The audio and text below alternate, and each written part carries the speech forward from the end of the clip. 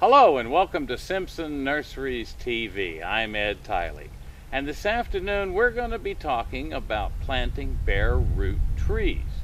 Now, if you had just put this in the mail to me, I probably would wonder who sent me a dead stick.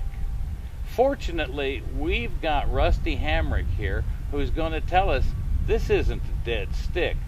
This is a beautiful pecan tree. Hey Rusty, how are you? Hey Ed, how you doing? Welcome to the YouTube world here. Yes, sir. Alright, so I have this dead stick in my hand and you seem to have another one over here. Yes, sir, that's correct. What are these? This is a pecan tree, right? Yes, sir. This is a bare root pecan tree. It is grown in our field production, and it has a long taproot as we see here. And we bare rooted this out during the winter months or the dormant stage. And when this plant is dormant, this means that it doesn't have any activity of the sap moving up from the leaves down into the root system. And as a general rule, these plants go dormant, we get our first frost, which would be 32 degrees or below. And that's a general statement for a plant going dormant. But this plant is dormant, and you get it planted in the ground and proper techniques of planting and proper water, this plant should flush out in the spring with a nice set of leaves. Alright, now this one is a red maple. Yes, sir. Which is a whole different kind of root system from that one.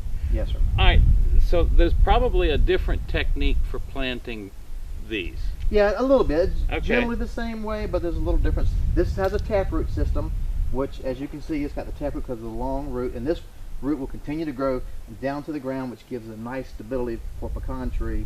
It has a lot of nuts and leaves on it, and you don't want it to blow over, and that it does that for its own protection purposes. Okay. This is a red maple, and it has we call a fibrous root system, or more of a lateral branch root system. It still has some big roots, but it doesn't have this taproot system. So these spread outward. Yes, sir. And this primarily goes down.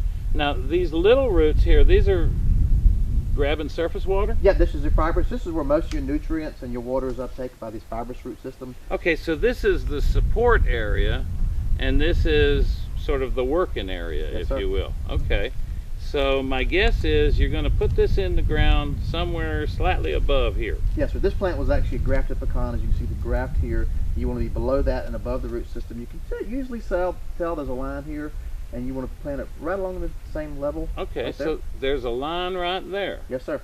So between the graft and the line, that's as far, actually I want to be just a little below that below, yes, sir. Yes, with sir. the soil. Mm-hmm.